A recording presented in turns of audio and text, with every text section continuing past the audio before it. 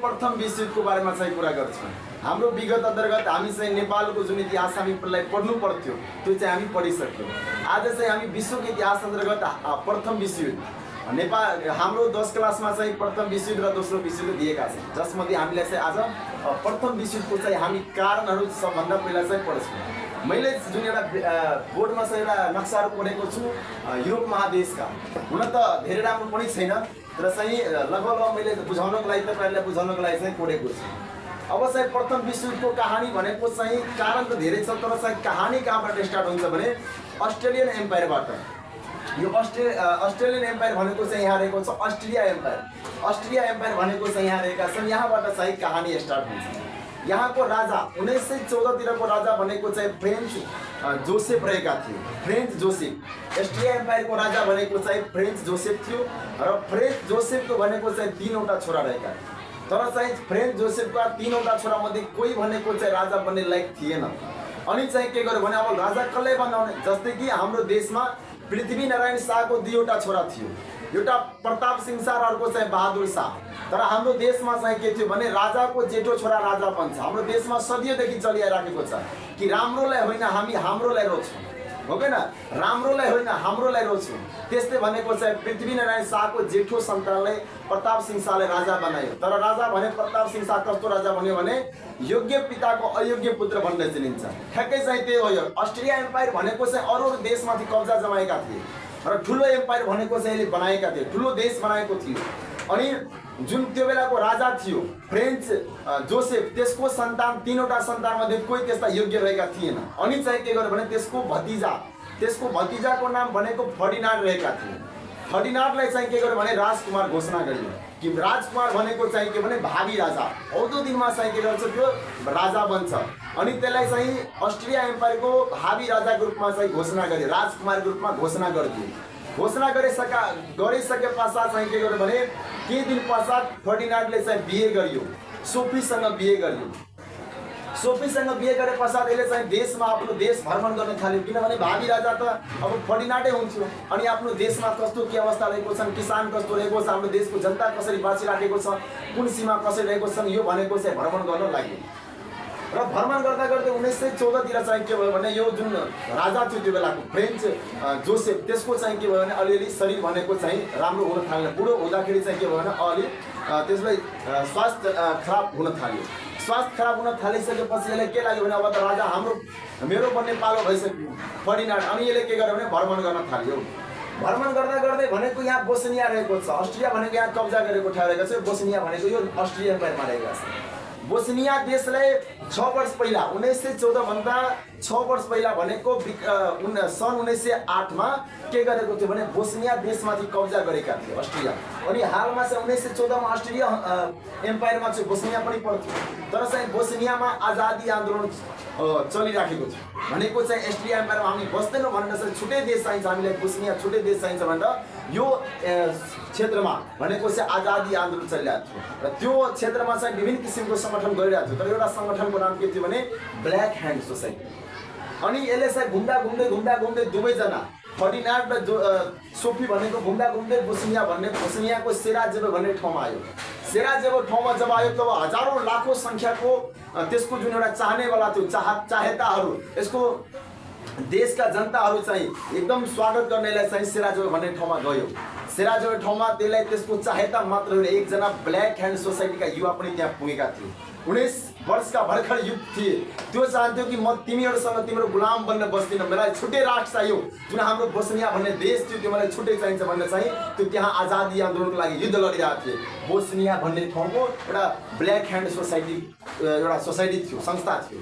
अनि त्यही संस्थाको ग्राभिल प्रिन्सिप भनेको ग्राभिलो प्रिन्सिप भन्ने नाम गरेको व्यक्तिले चाहिँ के गर्यो भने त्यही सेराजेभो भन्ने ठाउँमा राजकुमार फर्डिनान्ड र सोफीको चाहिँ हत्या गरियो। भनेको चाहिँ त्यो दिन पश्चात भनेको चाहिँ जब हत्या गरियो, यो हत्याको सबै भनेको चाहिँ यो अस्ट्रियाले अब मेरो भतिजाको हत्या गरे भन्यो, यो अस्ट्रियाको राजकुमारको हत्या भयो, त्यो सबै आरोप भनेको चाहिँ सर्बियामाथि थोपियो। किनभने यो बोस्नियाको यो भनेको चाहिँ बोस्निया र सर्बियाको भाषा, धर्म, संस्कृति एउटै मिलिरहेको थियो र सर्बियाले यसलाई चाहिँ सपोर्ट पनि गरिरहेको थियो। होइन, यो आजादी हुनुपर्छ, तिमीहरूले अर्कै देश हुनुपर्छ भनेर चाहिँ सर्बियाले यिनीहरूलाई सपोर्ट पनि गरिरहेको थियो।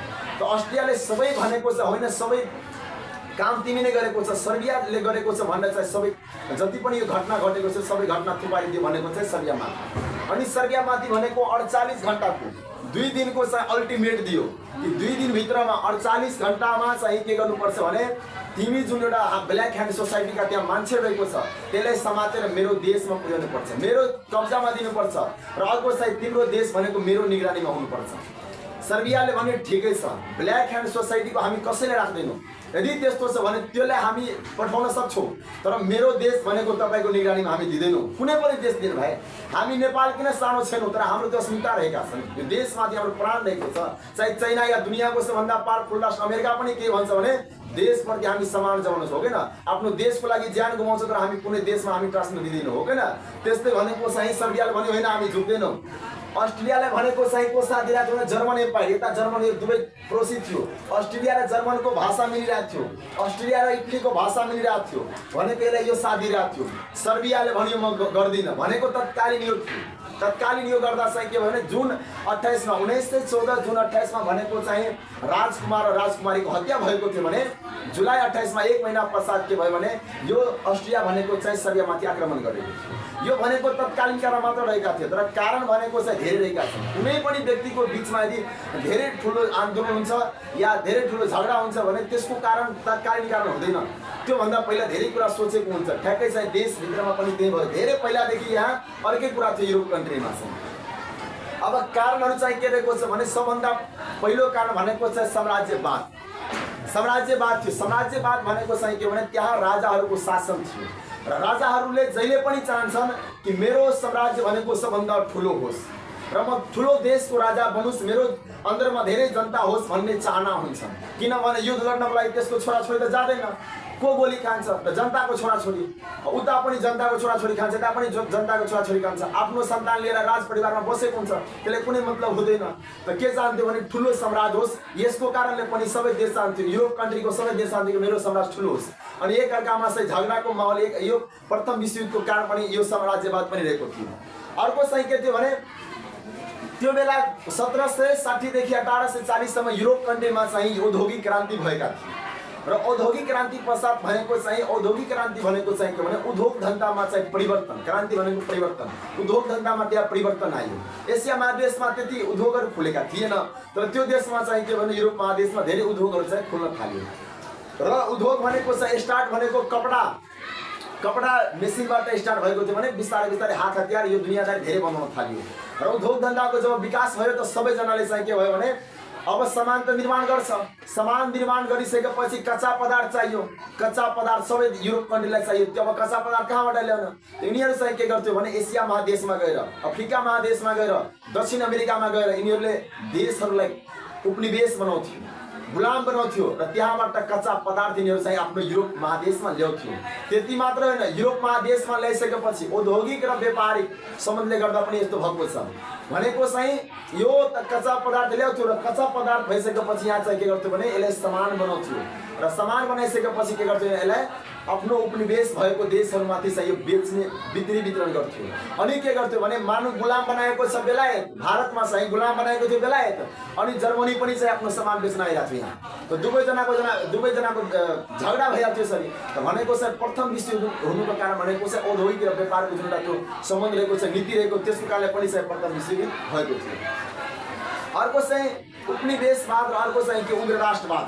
उग्र राष्ट्रवाद भनेको चाहिँ के भने व्यक्तिमा त्यहाँ चाहिँ कस्तो थियो भने जर्मनीबाट स्टार्ट भएको थियो कि मेरो देश नै सबभन्दा ठुलो हो, मेरो राष्ट्र नै राम्रो हो, अरू कुनै राष्ट्र होइन भनेर चाहिँ त्यस्तो आफ्नो राष्ट्रप्रतिको उग्रवाद राष्ट्रवादी भनेको देशको लागि जे पनि गर्ने देशै मेरो सबभन्दा ठुलो भनेर चाहिँ अरू देश राम्रो होइन भनेर चाहिँ यस्तो किसिमको भावना आयो।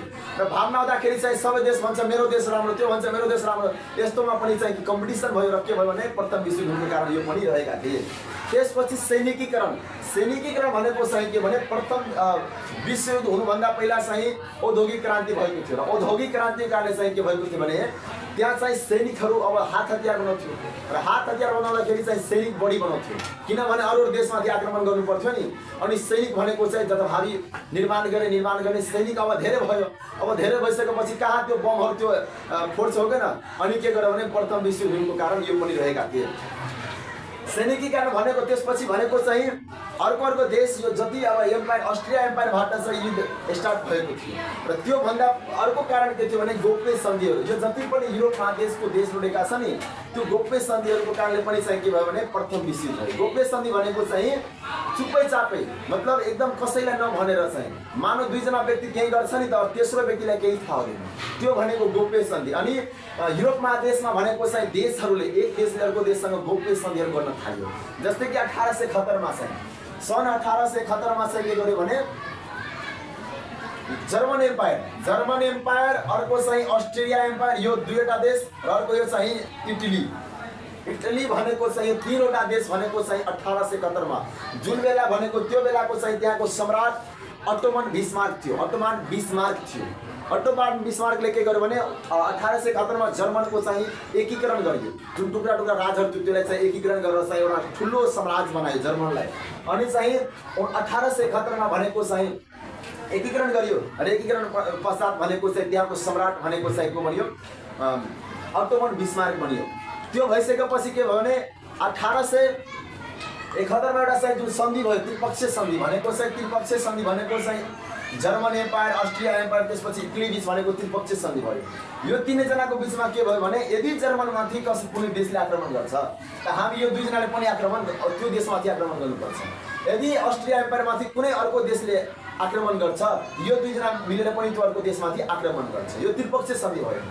अर्को सन्धि कहिले भयो भने यो त्रिपक्षीय सन्धि यो तीनवटा देशको बीचमा भयो र उता गोप्य सन्धि भनेको चाहिँ यो हामी युके हेर्न सक्छौँ। बेलायत यो भनेको बेलायत देश रहेको छ। बेलायतहरूले पनि चाहिँ तीनवटा देशसँग सन्धि गरेका थिए। एउटा भनेको चाहिँ युके थियो, अर्को चाहिँ फ्रान्सले गर्यो, अर्को चाहिँ रसियाले। यिनीहरू भनेको चाहिँ सन् 1907 मा भनेको चाहिँ त्रिपक्षीय मैत्री सन्धि गर्यो। त्रिपक्षीय मैत्री सन्धिमा भनेको चाहिँ को थियो, एउटा युके थियो, एउटा रसियन एम्पायर थियो, अर्को चाहिँ इटली रहेका थिए, फ्रान्स रहेको थियो। फ्रान्स यो तीनवटै मिलेर भनेको चाहिँ त्रिपक्षीय मैत्री सन्धि गरियो कि हामीमाथि कसैले आक्रमण गर्छ भने हामी पनि चाहिँ के गर्छौँ उनीहरूमाथि आक्रमण गर्छौँ भनेको कारणहरू यो रहेका थिए। अर्को सही कारण के थियो भने त्यो बेला जस्तै अहिले चाहिँ कुनै युद्ध हुन्छ नि, अहिले हाम्रो वर्तमान युद्ध भनेको चाहिँ पाकिस्तानको र भारतको बिचमा युद्ध भयो। त्यसलाई कसले रोक्यो भनेको युएनले रोक्यो, हो कि न। युएनको त्यहाँ धेरै भूमिका थियो, किनभने युएनले के चाहन्छ भने फेरि तेस्रो विश्वयुद्ध नहोस्, त्यसको लागि चाहिँ विश्वमा शान्ति स्थापना गर्नको लागि चाहिँ संयुक्त राष्ट्र सङ्घको स्थापना भएको छ। तर त्यो बेला चाहिँ कुनै राष्ट्र सङ्घ संयुक्त राष्ट्र सङ्घको स्थापना भएका थिएन, अन्तर्राष्ट्रिय कुनै सङ्गठन थिएन कि झगडा नगर भाइ ठिकै छ मिलेर बस, यस्तो त मिलाउने कोही थिएन। सबै आफ्नै भनेको ठान चलिरहेको थियो, जसलाई जे भन्नु त्यही गर्थ्यो त्यो बेला। अनि यसको कारणले पनि चाहिँ के भयो भने प्रथम विश्वयुद्ध भयो भनेको चाहिँ यो कारणहरू रहेका छन्। राष्ट्रवाद, उग्र राष्ट्रवाद, त्यसपछि अन्तर्राष्ट्रिय सङ्गठनको कमी, औद्योगिक कारखानाहरूको चाहिँ विकास, व्यापारिक विकास, त्यसपछि भनेको चाहिँ एक अर्कामा चाहिँ देशलाई गुलाम बनाउने यो प्रवृत्तिले गर्दा पनि चाहिँ एक अर्कामा कम्पिटिसन चल्थ्यो कि म गुलाम बनाउँछु त म गुलाम बनाउँछु, यसमा पनि कम्पिटिसन चल्थ्यो। सामान बेच्न जान्थ्यो, अर्को देशको गुलाम थियो अनि अर्को देश गएर बेचिदिन्थ्यो। यति कारणले चाहिँ के भयो भने प्रथम विश्वयुद्ध भयो। प्रथम विश्वयुद्ध भनेको चाहिँ सुरुवात भनेको चाहिँ कहिले भयो भने सन् 1914 जुलाई 28 बाट सुरुवात भयो। अब चाहिँ यसको बिचमा के